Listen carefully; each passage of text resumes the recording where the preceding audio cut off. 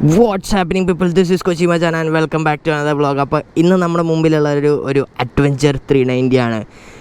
ശരിക്കും ഒരു adventure bike അല്ലെങ്കിൽ അതിന് പറ്റിയ കുറച്ച് ആക്സസറീസ് ഈ വണ്ടിയിൽ ഫിറ്റ് ചെയ്തിട്ടുണ്ട്. അപ്പോൾ അതിൻ്റെ ഒരു ചെറിയൊരു വീഡിയോ ചെയ്യാനാണ്.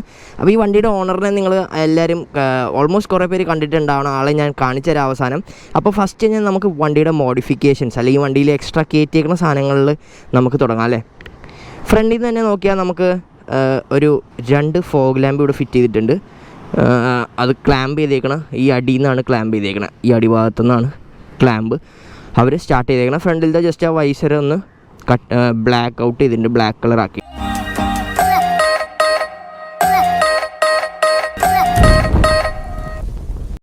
പിന്നെ നെക്സ്റ്റ് നമ്മുടെ ക്രാഷ് പ്രൊട്ടക്റ്റേഴ്സ് ഓൺ പ്രോസസ്സാണ്. അത് ഇതിൽ വെച്ചിട്ടില്ല, അത് അവർ ബിൽഡ് ചെയ്തുകൊണ്ടിരിക്കുന്നതാണ് ശരിക്കും പറഞ്ഞാൽ. അത് കഴിഞ്ഞിട്ട് നമ്മൾ ബാക്കിലേക്ക് നോക്കാൻ പോയാൽ ഇവിടെ വേറെ സാധനമുണ്ട്, ഒരു സാഡിൽ സ്റ്റേ അല്ലെങ്കിൽ നമ്മുടെ സാഡിൽ ബാഗൊക്കെ വെക്കാൻ. അതും ഒരു അടിപൊളി ഡിസൈനായിട്ടാണ് എനിക്ക് തോന്നിയത്. നല്ല ഫിനിഷും നല്ല അടിപൊളി കറക്റ്റ് പക്ക ഇതിന് പറ്റിയൊരു ഡിസൈൻ തന്നെയാണ് ഇതിനും വെച്ചേക്കണം. ഇവിടെ ഒരു സാഡിൽ സ്റ്റേ വന്നിട്ട് ഇവിടെയാണ് അതിൻ്റെ പ്രൊട്ടക്റ്റേഴ്സ്. ഈ പേര് നിങ്ങൾക്ക് മനസ്സിലായോ? Art of motor cycles. Yes, നമ്മുടെ ജൊഹൈബ് ഭായിയുടെ വണ്ടിയാണിത്. അപ്പോൾ അത് കഴിഞ്ഞിട്ട് നമുക്ക് നേരെ ബാക്കിലേക്ക് പോകാം. ബാക്കിൽ ഇവിടെ ഒരു ക്യാൻ വെച്ചിട്ടുണ്ട്, ഇവിടെ ഒരു കാരിയറും ഫിറ്റ് ചെയ്തിട്ടുണ്ട്. കണ്ടോ, ഇതെല്ലാം അണ്ടർ ടെസ്റ്റിംഗ് ആണ്. പുള്ളി സ്വന്തം വണ്ടിയിൽ എല്ലാ കാര്യവും ചെയ്തിട്ട് പുള്ളി അത് ടെസ്റ്റ് ചെയ്തുകൊണ്ടിരിക്കുകയാണ്. നമുക്കിവിടെ ഒരു ടെയിൽ ടൈഡി വെച്ചിട്ടുണ്ട് നമ്മുടെ നമ്പർ പ്ലേറ്റൊക്കെ പിടിപ്പിക്കാനായിട്ട്. അത് കഴിഞ്ഞിട്ട് നമ്മൾ ഇപ്പുറത്തേക്ക് നോക്കുമ്പോൾ നമ്മുടെ സ്റ്റോക്ക് എക്സോസ്റ്റ് മാറ്റിയിട്ട് ഇവിടെ ഒരു അക്രാപ്പോവിച്ചിൻ്റെ ഒരു എക്സോസ്റ്റ് വെച്ചിട്ടുണ്ട്. അത് ജസ്റ്റ് അതിൻ്റെ ആ ക്യാച്ച് കട്ട് ചെയ്തിട്ടില്ല, അത് കൂടാണ്ട് ആണ് ഇവിടെ അത് വെച്ചേക്കണേ. അപ്പോൾ അത് കഴിഞ്ഞിട്ട് നമ്മൾ അതായത് ഈ സൈഡിൽ നമുക്ക് കാണാൻ പറ്റിയ വേറെ മാറ്റങ്ങൾ ഒന്നും അങ്ങനെ വരുത്തിയിട്ടില്ല. നെക്സ്റ്റ് ഞാൻ വണ്ടിമേ കയറി ഇരുന്നിട്ട് ബാക്കി പറയാം.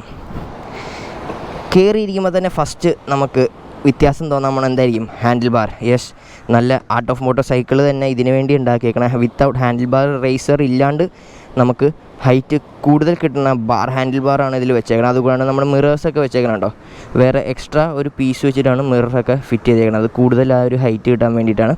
അതുകൂടാണ്ട് നമുക്കിവിടെ ഒരു ഹാൻഡ് ഗാർഡ് വെച്ചിട്ടുണ്ട്. പിന്നെ ഇവിടെ നമുക്ക് ഫോഗ് ലാമ്പിൻ്റെ സ്വിച്ചും വെച്ചിട്ടുണ്ട്. ഇവിടെ റാം മൗണ്ട്, നമ്മുടെ ഫോൺ മൗണ്ടും കാര്യങ്ങളും ഇവിടെയും കൊടുത്തിട്ടുണ്ട്. പിന്നെ ഇതിന് ചാർജറിൻ്റെ ആവശ്യമില്ല, അറിയാം, നമുക്കിവിടെ 12 വോൾട്ട് ചാർജർ ഉണ്ട്. അപ്പോൾ അതുകൊണ്ട് ചാർജറിൻ്റെ ആവശ്യമില്ല. അപ്പോൾ ഇത് ഓടിക്കാനുണ്ടല്ലോ വേറെ രസമാണ്. ഇതാണ് ദ പെർഫെക്റ്റ് റൈഡിങ് പൊസിഷൻ നമുക്ക് ഈ അഡ്വഞ്ചറിന് എനിക്ക് വേണ്ടത്. സത്യം പറഞ്ഞാൽ നല്ല അടിപൊളി റൈഡിങ് പൊസിഷനാണ്. നമുക്ക് പ്രത്യേകിച്ച് ഓഫ് റോഡൊക്കെ പോകുന്ന ഒരാളാണെങ്കിൽ നല്ല അടിപൊളി റൈഡിങ് പൊസിഷനാണ് ശരിക്കും. ഞാൻ എക്സോസ്റ്റ് സൗണ്ട് ഒന്ന് കേൾപ്പിച്ചു തരാം. ഇത് അത്യാവശ്യം കുഴപ്പമില്ലാത്ത ഒരു എക്സോസ്റ്റ് നോട്ടായിട്ടാണ് എനിക്ക് തോന്നിയത്.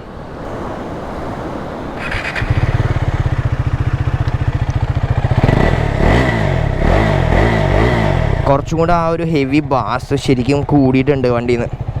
നമുക്ക് നേരെ വണ്ടി ജസ്റ്റ് ഒന്ന് ഓടിക്കാം.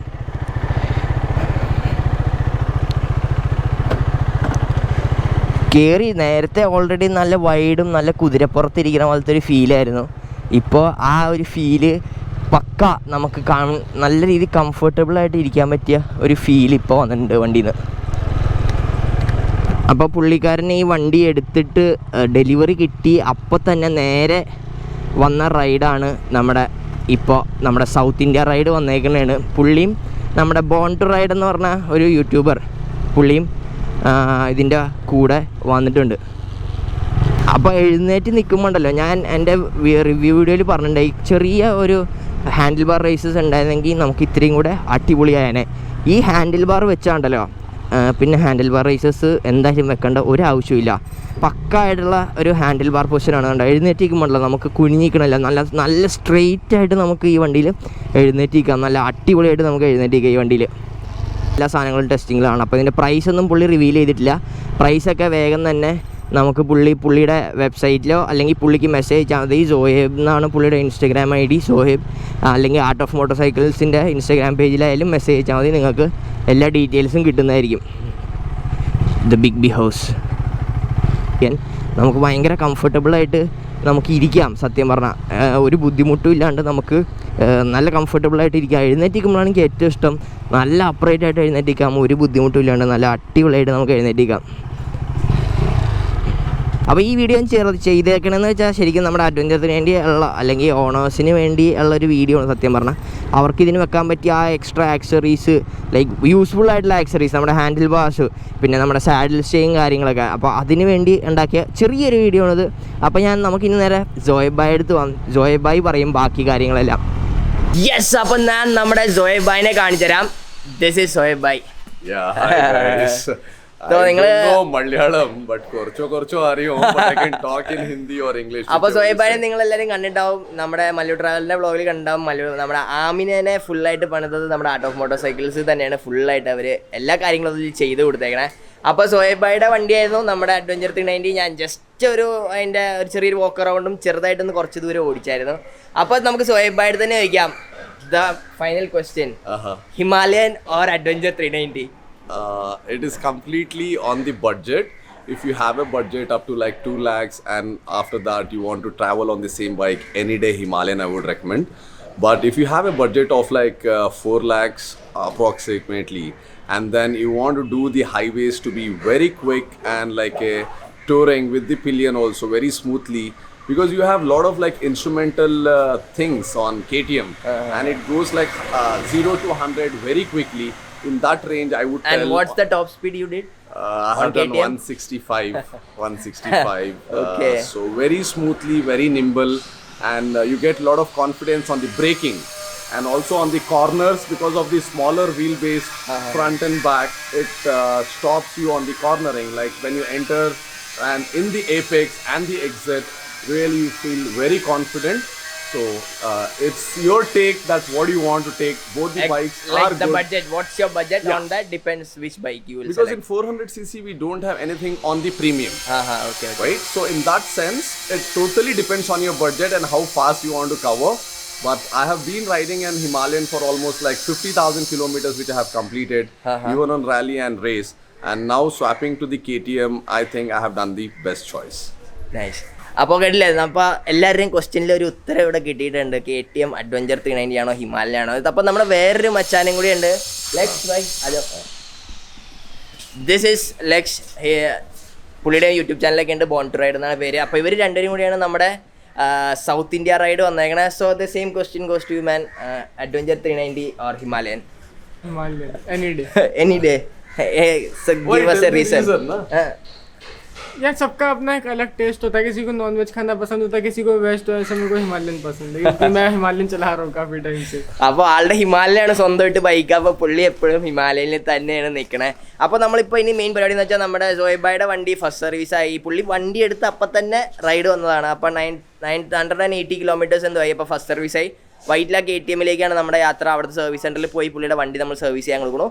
അപ്പോൾ നമുക്ക് നേരെ നമ്മുടെ ഇവരുടെ ഒപ്പം കുറച്ച് ദൂരം നമുക്ക് യാത്ര ചെയ്യാം. അപ്പോൾ പോവാം. അപ്പോൾ നമ്മുടെ തോപ്പുമൂടി പാലത്ത് ഞാൻ എൻ്റെ അപ്രിലാണ് നമ്മുടെ SR150 പുലിക്കുട്ടൻ, അതെ R1 വരെ പിടിച്ചു നമ്മൾ. പിന്നെ അപ്പോൾ നമ്മുടെ തോപ്പുമൂടി പാലമൊക്കെ എത്തി. അവരുടെ കാഴ്ചയൊക്കെ എന്നൊക്കെ പറഞ്ഞാൽ അവരൊക്കെ ഇത് ആദ്യമായിട്ട് കാണുന്നുണ്ട്. നമ്മുടെ കൊച്ചിയുടെ ഭംഗിയൊന്നും അവർ പറയണ ആ ഭാഗത്തൊന്നും ഇല്ല മക്കളെ എന്നാണ് പറയണത്. അപ്പോൾ നമ്മുടെ യാത്ര KTMൻ്റെ ഷോറൂമിലേക്കാണ്.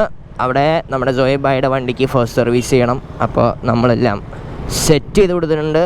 കൊച്ചിയിലൊക്കെ വന്നിട്ട് എന്തെങ്കിലും ചോദിച്ചാൽ നമ്മൾ ചെയ്യാണ്ടിരിക്കാൻ പറ്റും നമുക്ക്. അപ്പോൾ KTM വൈറ്റിലെ വിളിച്ചു, അവിടെ നമുക്ക് വേഗം തന്നെ സർവീസ് സെറ്റാക്കി തന്നെ എന്ന് പറഞ്ഞിട്ടുണ്ടായി. അപ്പോൾ അതൊക്കെ സെറ്റ് ചെയ്തിട്ടുണ്ട്. നമ്മൾ നേരെ KTM വൈറ്റിലെ ഷോറൂമിലേക്കാണ്. അപ്പോൾ സോയബ് ഭായിയുടെ ഫോട്ടോ ഒക്കെ എടുത്തുകൊണ്ടിരിക്കും. 1000 കിലോമീറ്റർ, കറക്റ്റ് 1000 കിലോമീറ്റർ ആയപ്പോൾ കറക്റ്റ് സീനല്ലോ നിന്ന് വണ്ടി. He so excited about the bike. അപ്പോൾ നമ്മുടെ KTM വൈറ്റിലെ സർവീസിൽ നമ്മൾ സർവീസൊക്കെ ചെയ്ത് കഴിഞ്ഞു. വണ്ടിയുടെ സർവീസും കാര്യങ്ങളൊക്കെ ചെയ്ത് വണ്ടി ഇറങ്ങി. ഓയിൽ മാറി, ഓയിൽ ഫിൽറ്റർ മാറി, കുറഞ്ഞ ഓറിങ്, ചെയിൻ ടൈറ്റ്, ചെയിൻ ലൂബിങ്ങും കാര്യങ്ങളൊക്കെ ചെയ്തു. ഫുൾ വാഷ് ചെയ്തു, സെറ്റ് ചെയ്തു. അപ്പോൾ ഇതിൻ്റെ ബില്ല് കണ്ടപ്പോൾ ഞാൻ ഞെട്ടിപ്പോയി. ഫസ്റ്റ് സർവീസിൻ്റെ ബില്ല് നമുക്ക് ലേബർ ഇല്ലാത്തതുകൊണ്ട് ബില്ലിൻ്റെ വില എന്ന് പറയുമല്ലോ 1485 രൂപയാണ് ഫസ്റ്റ് സർവീസിൻ്റെ ബില്ല്. അതിൽ നിങ്ങൾക്ക് കാണാം ഓയിൽ മാറിയിട്ടുണ്ട്. ഓയിൽ മാറിയത് 1400 രൂപയും ഓയിൽ ഫിൽറ്ററിൻ്റെ വില എന്ന് പറയുമ്പോൾ 74 രൂപയായിട്ടുള്ളൂ, 74 റുപ്പീസ്. ബാക്കി ഒരു ഓറിങ്ങിൻ്റെ 4 രൂപയും. അപ്പോൾ 1485 രൂപയാണ് നമുക്ക് ഫസ്റ്റ് സർവീസ് KTM അഡ്വഞ്ചർ 390 വന്നേക്കണേ. സെക്കൻഡ് സർവീസ് ഇനി 7500 അവിടെയും നമുക്ക് ഏകദേശം ഓൾമോസ്റ്റ് സെയിം തന്നെ ബില്ലായിരിക്കും വരുന്നത്. അപ്പോൾ ഇതിപ്പോൾ ഫ്രീ സർവീസാണ്. ജനറൽ സർവീസ് ആയാലും നമുക്ക് ഏകദേശം ഒരു 3000 റേഞ്ചിലായിരിക്കും നമുക്ക് കോസ്റ്റ് വരിക. അപ്പോൾ ഈ ഫസ്റ്റ് സർവീസ് ചെയ്യുമ്പോൾ ശരിക്കും നിങ്ങൾക്ക് ആ വണ്ടിയുടെ സ്മൂത്ത്നെസ് ഇത്രയും കൂടെ കൂടും. ആ ഗിയർ ഷിഫ്റ്റിങ്ങിൻ്റെ ആ ഇതും കാര്യങ്ങളൊക്കെ വണ്ടി കുറച്ചും കൂടെ നല്ല രീതിയിൽ നമുക്ക് സ്മൂത്തായിട്ട് കിട്ടും. അപ്പോൾ ഇതായിരുന്നു നമ്മുടെ സർവീസ് അഡ്വഞ്ചർ 300. അപ്പോൾ ഇനി ഇവർ പോവുകയാണ്, ഇനി നേരെ മൂന്നാർക്കാണ് ഇവരുടെ യാത്ര. അപ്പോൾ വഴി വെച്ച് ആരെങ്കിലുമൊക്കെ ഇവരെ കാണുവാണെങ്കിൽ ഒന്ന് കണ്ടിട്ട് ഒരു ഹായ് പറയാൻ മടിക്കേണ്ട ആരും. Okay, right side bye bye bye bye bye bye bye man. അങ്ങനെ അവർ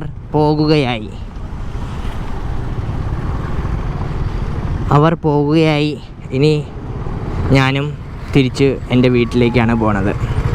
അപ്പോൾ അവരിവിടെ നിന്ന് ലെഫ്റ്റ് പോവും, ഞാനിവിടെ നിന്ന് നേരെ പോവും. അപ്പോൾ യെസ്, അതായിരുന്നു നിങ്ങൾക്ക് കണ്ടു നമ്മുടെ KTM-ൻ്റെ ഒരു സർവീസും കാര്യങ്ങളുടെ കോസ്റ്റും കാര്യങ്ങളൊക്കെ. അപ്പോൾ നമ്മൾ ഉദ്ദേശിക്കുന്ന അത്ര കോസ്റ്റ്ലി ഒന്നും അല്ല സർവീസും കാര്യങ്ങളും. നമുക്ക് അത്യാവശ്യം മെയിൻറ്റെയിൻ ചെയ്ത് കൊണ്ട് നടക്കാൻ പറ്റുമായിരിക്കും. ചില പാർട്സിനൊക്കെ ഉള്ളൂ വില കൂടുതൽ, പക്ഷെ അതങ്ങനെ എപ്പോഴും നമുക്ക് കുഴപ്പം വേണ്ട ഒരു പാർട്സൊന്നുമല്ല. ടാറ്റാ. സോ ദേ ലെഫ്റ്റ്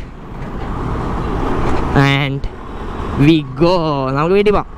അപ്പോൾ യെസ്, അതായിരുന്നു എൻ്റെ ഇന്നത്തെ വീഡിയോ നിങ്ങൾക്ക് ഇഷ്ടപ്പെട്ടു എന്ന് പ്രതീക്ഷിക്കുന്നു. So don't forget to like, share and subscribe to my channel. ബെല്ലേക്ക് ഞെക്കുക. അടുത്ത വീഡിയോ വരുമ്പോൾ ബെല്ലിങ്ങൾ അറിയിക്കുന്നതായിരിക്കും. സൈൻ ഓഫ് ചെയ്യണം. മറ്റാരുമല്ല, നിങ്ങളുടെ സ്വന്തം കൊച്ചി മച്ചാൻ. ബൈ.